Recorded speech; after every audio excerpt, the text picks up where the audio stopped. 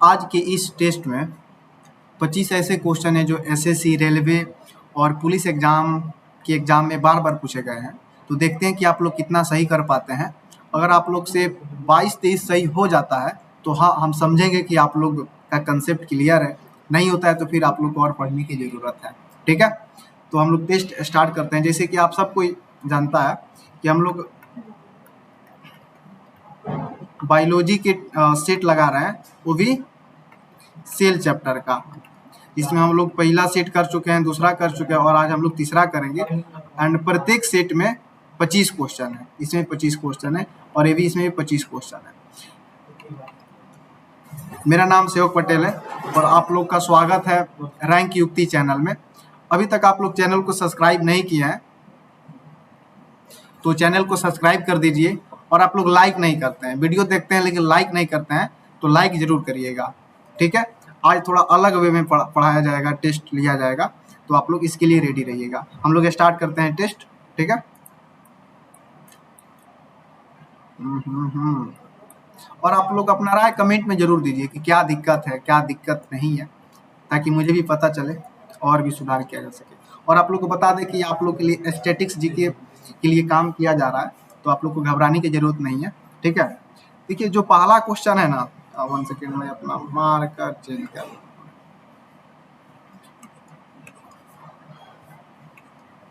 ये जो पहला क्वेश्चन है, क्लोरोप्लास्ट में प्रकाश अभिक्रिया होती है। देखिए पहले आप लोग आंसर दीजिएगा और 5 क्वेश्चन बनाने के बाद कमेंट बॉक्स में जरूर कमेंट करिएगा कि आप लोग का 5 में से कितना सही हुआ। ऐसे करते करते 5 बार कमेंट करिएगा जरूर, और लास्ट में 1 बार कमेंट करिएगा मेरे लिए, ताकि कैसा वीडियो लगा, क्या और इम्प्रूव किया जा सकता है। तो पहला क्वेश्चन क्या है कि क्लोरोप्लास्ट में प्रकाश अभिक्रिया होती है। तो क्लोरोप्लास्ट में प्रकाश अभिक्रिया होती है जी, कहाँ होती है? आप लोग आंसर बताइए, फिर हम बताते हैं। ठीक है, देखिए इसका आंसर होगा ग्राना। देखिए पहले भी बता चुके हैं कि जो ग्राना के अंदर क्या होता है, ग्राना के अंदर होता है क्लोरोप्लास्ट।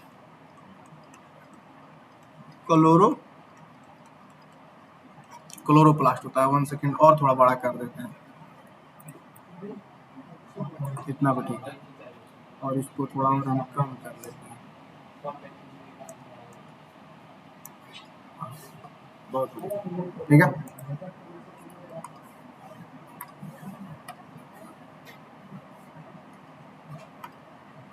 तो एस्ट्रोमा ग्राना के अंदर क्या होता है? क्लोरोप्लास्ट। और इसके अंदर क्या होता है? क्लोरोप्लास्ट में प्रकाश अभिक्रिया होती है। एस्ट्रोमा में होता है डार्क रिएक्शन। क्या होता है जी? डार्क रिएक्शन, यानी डार्क अभिक्रिया होता है।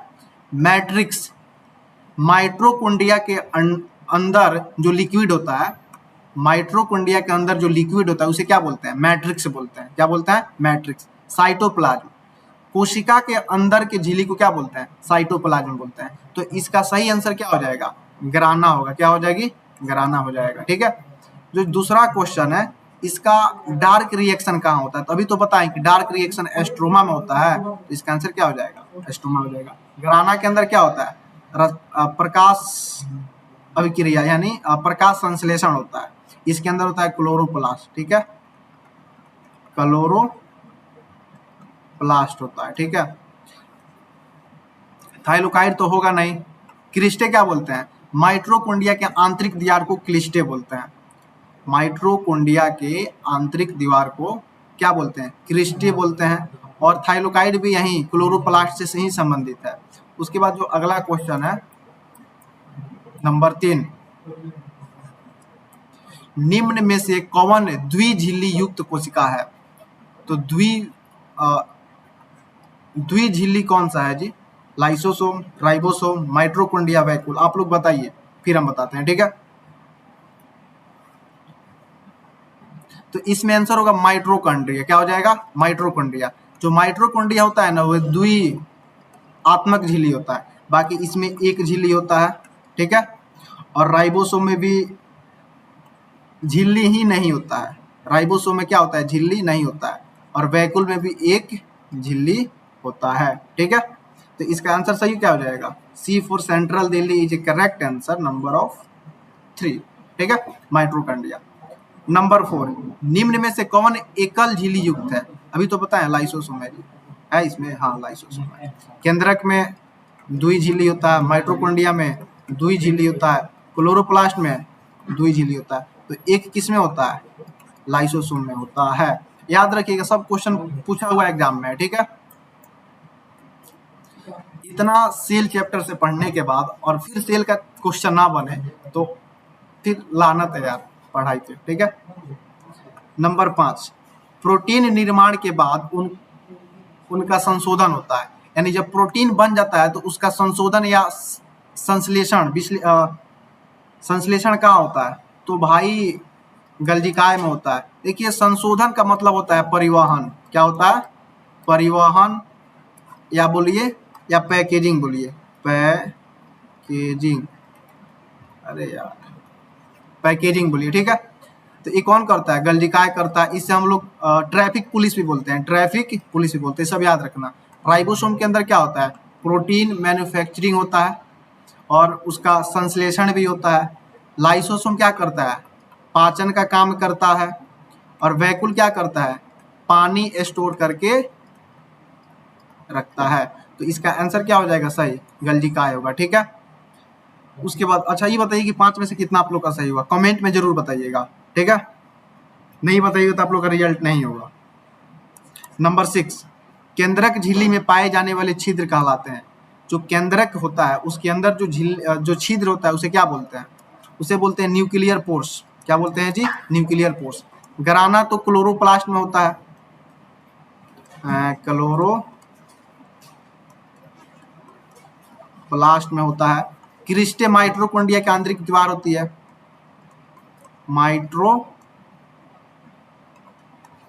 माइटोकॉन्ड्रिया का आंतरिक दीवार को बोलते हैं। और सिस्टर्नी बताए थे ना, गल्जिकाय की आकृति यानी चिपटी आकृति को क्या बोलते हैं? सिस्टर्नी बोलते हैं, ठीक है। तो इसका आंसर सही क्या हो जाएगा? न्यूक्लियर पोर्स हो जाएगा। उसके बाद जो 7 नंबर क्वेश्चन है, डीएनए प्राकृतिक होती है, इसका डीएनए का प्राकृतिक क्या होता है? तो डीएनए का प्राकृतिक एस होता है, साइंथेसिस, ठीक है, एस हो जाएगा। ये जीवन क्या है? जीवन आपका होता है, बताते हैं, एक मिनट।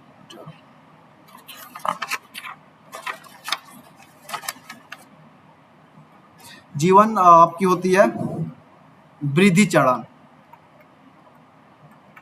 वृद्धि चरण होता है। ये तो इसका आंसर हो जाएगा। G2 क्या होता है? G2 आपका होता है विभाजन,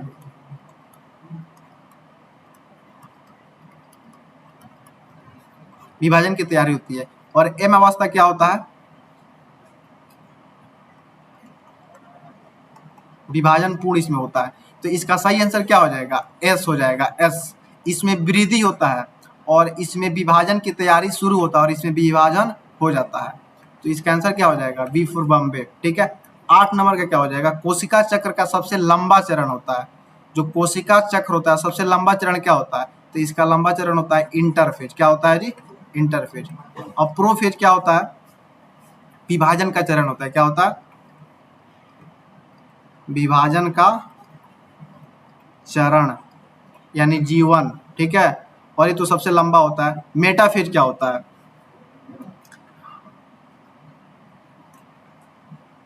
मेटाफेज होता है अल्पकालिक, ये भी चरण होता है, अल्पकालिक चरण होता है। और एनाफेज क्या होता है? सेम होता है, ठीक है। तो इसका आंसर क्या हो जाएगा? इंटरफेज होगा, यानी कोशिका चक्र का सबसे लंबा चरण क्या हो जाएगा? इंटरफेज हो जाएगा। उसके बाद 9 नंबर की बात करें हम लोग, माइटोसिस के दौरान गुणसूत्रों की संख्या होती है, समान रहती है, ठीक है। माइटोसिस के दौरान गुणसूत्रों की संख्या क्या होती है? तो समान होती है, इक्वल होती है, ठीक है। फिर अगला हम लोग क्वेश्चन देखेंगे।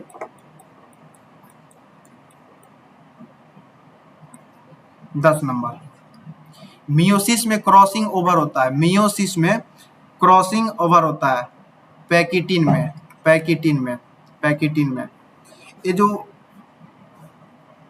लेप्टिनिन है ना, लेप्टोटीन, ये प्रारंभ अवस्था होता है, प्रारंभ की अवस्था होती है, प्रारंभ की अवस्था होती है। जाइक्टोटीन तो होगा नहीं, डिप्टोटीन होगा नहीं, तो पैकिटीन होगा इसका अंतर। यानी मियोसिस में क्रॉसिंग ओवर होता है तो पैकिटीन में होता है, ठीक है। क्रोमेटिन पदार्थ मुक्ता बना होता है डीएनए और हिस्टेन से। आरएनए होगा नहीं, वसा होगा नहीं, कार्बोहाइड्रेट होगा नहीं, तो क्या हो जाएगा, डीएनए और हिस्टोन से हो जाएगा। 12 नंबर, निम्न में से कौन कोशिका विभाजन नहीं है? निम्न में से कौन कोशिका विभाजन नहीं है? तो इसमें क्या हो जाएगा,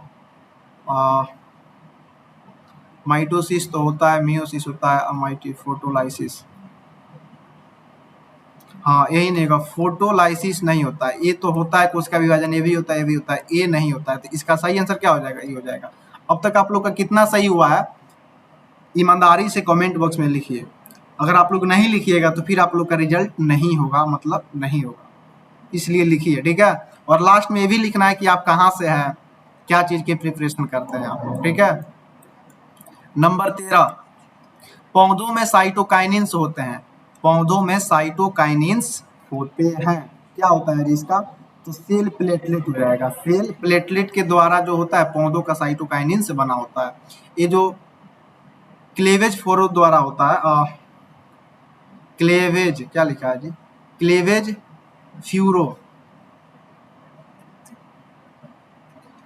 फ्यूरो ये पशु कोशिका में होता है, या एनिमल पशु,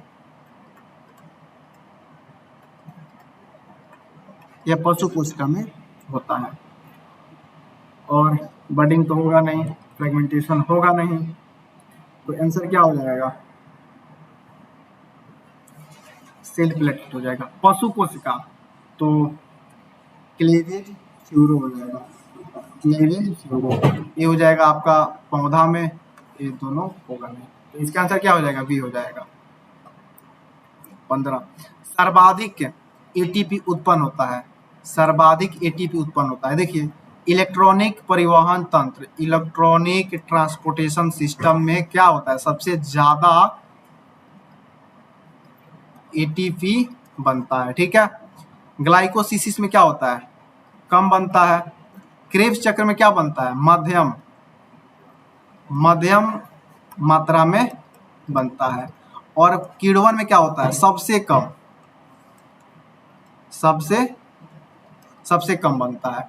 यानी सबसे ज्यादा क्या हो जाएगा, इलेक्ट्रॉन परिवहन तंत्र, और सबसे कम किण्वन हो जाएगा। सबसे ज्यादा इलेक्ट्रॉन परिवहन तंत्र में और सबसे कम किण्वन हो जाएगा, क्वेश्चन बन सकता है, ध्यान रखिएगा।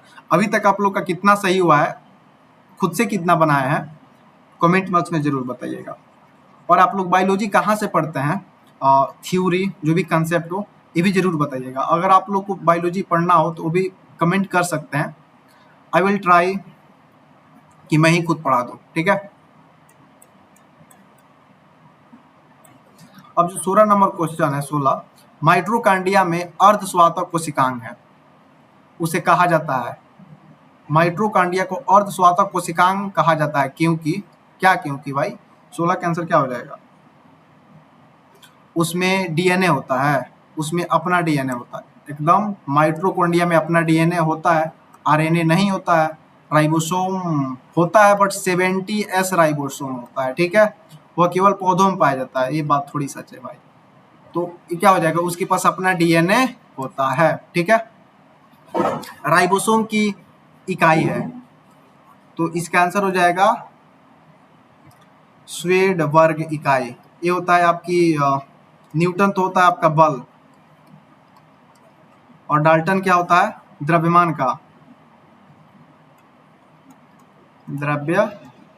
का, और पास्कल क्या होता है, दाब का। और ये क्या होता है,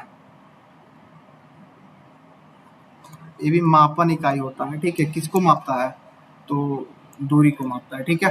राइबोसोम को मापने में किसकी इकाई होता है, तो स्वेडबर्ग का होता है। न्यूटन तो बल का होता है, डाल्टन द्रव्यमान का, पास्कल दाब का। तो इसका सही आंसर क्या हो जाएगा, स्वेडबर्ग हो जाएगा, ठीक है। अब यहाँ पे एक चीज देखिए, क्वेश्चन है 70S राइबोसोम पाए जाते हैं। तो जो ये राइबोसोम होते हैं ना, राइबोसोम या दो तरह के होते हैं, एक होता है 70S और एक होता है 80S। ये जो 70S राइबोसोम होता है ये छोटे छोटे मतलब विषाणुओं में पाया जाता है, प्रो यूकैरियोटिक में, प्रो यूकैरियोटिक में। और जो 80S होता है ये विकसित कोशिका में पाया जाता है, यूकैरियोटिक में। ठीक है, जहां भी वायरस कीटाणु विषाणु आएंगे उसमें क्या होगा, 70S होगा, और जहां पे विकसित कोशिका होगा जैसे जानवर ये सब, उसमें क्या हो जाएगा, 80S राइबोसोम होगा। जिसको कम एनर्जी की जरूरत होगी वो 70S रखेगा, जिसको ज्यादा जरूरत होगा वो 80S रखेगा। तो 70S राइबोसोम पाए जाते हैं। तो ये हो जाएगा प्रो यूकैरियोटिक में। यार यूकैरियोटिक में नहीं होता है, केवल यूकैरियोटिक में थोड़ी होता है, केवल प्रो यूकैरियोटिक में होता है, दोनों में नो। विषाणुओं में हो सकता है, बट इसका क्या हो जाएगा, परफेक्ट आंसर बी हो जाएगा। ठीक है, 1 सेकेंड भाई।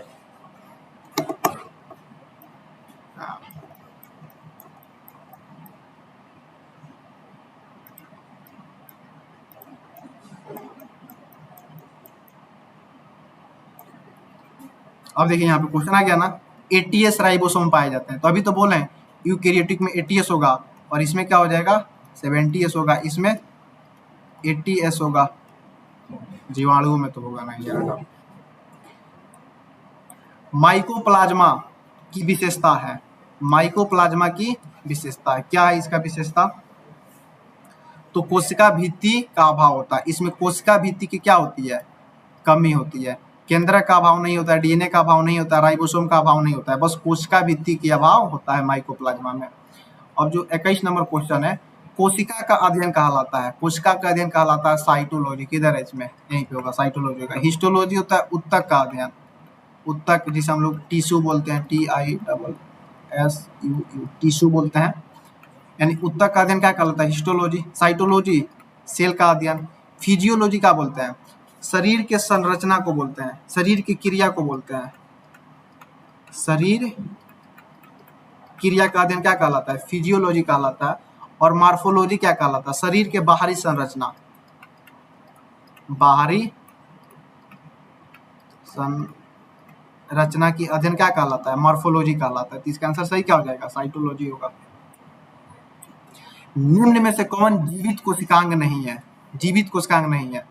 देखिए क्या होता है ना, ये जो वैक्यूल है ना, वैक्यूल, इसे जीवित नहीं माना जाता है। बाकी राइबोसोम को जीवित माना जाता है, माइटोकॉन्ड्रिया को जीवित माना जाता है, क्लोरोप्लास्ट को जीवित माना जाता है। तो इसका आंसर क्या हो जाएगा, वैक्यूल होगा, सही हो जाएगा।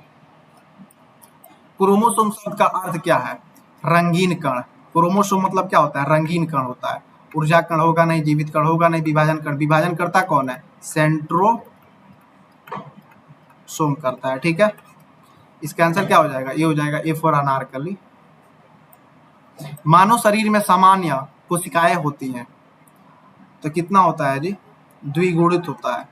अगुणित तो होगा नहीं, त्रिगुणित होगा नहीं, बहुगुणित होगा नहीं। तो इसका आंसर क्या हो जाएगा, द्विगुणित होगा। शुक्राणु एवं अंडाणु होते हैं, तो ये आधे होते हैं, क्या होते हैं, आधे। तो इसका आंसर क्या हो जाएगा, अगुणित होगा। द्विगुणित तो अभी पढ़े हम लोग, सामान्य कोशिकाएं होती है, द्विगुणित तो ये तो होगा नहीं। ठीक है, इसका आंसर क्या हो जाएगा, अगुणित हो जाएगा। अब आप लोग सच सच ईमानदारी से कमेंट बॉक्स में बताएंगे कि आपने अपने से कितना सही किया और कितना आपको सीखने को नया मिला। ठीक है, और आप लोग ये भी बताएंगे कि आप लोग बायोलॉजी का जो थ्योरी है, कंसेप्ट है, कहाँ से पढ़ते हैं। अगर आप लोग गलत जगह से पढ़ रहे हैं तो वहाँ से छोड़िए और मुझे बताइए, हम या तो कोई प्लेलिस्ट प्रोवाइड करा देंगे या खुद से पढ़ाएंगे या नोट्स दे देंगे, आप लोग पढ़ लीजिएगा। और इस वीडियो से आप लोग को कितना सीखने को मिला है, कितना आप लोग के लिए हेल्पफुल रहा है, ये जरूर कमेंट बॉक्स में बताइएगा। और अभी तक आप लोग चैनल को सब्सक्राइब नहीं किए हैं तो प्लीज प्लीज प्लीज जरूर सब्सक्राइब कीजिएगा, शेयर कीजिएगा, लाइक कीजिएगा। ठीक है, और चैनल से जरूर टेलीग्राम चैनल से जरूर जुड़िए, क्योंकि वहाँ पर बहुत सारे आप लोग को PDF मिलने वाले हैं, जैसे स्टैटिक्स, जीके का, और अभी तो बायोलॉजी का हो रहा है, फिर दूसरा चैप्टर होगा, फिर तीसरा चैप्टर होगा, और साथ साथ में स्टैटिस्टिक्स भी होगा। ठीक है, तब तक के लिए गुड नाइट, आप पढ़ते रहिए।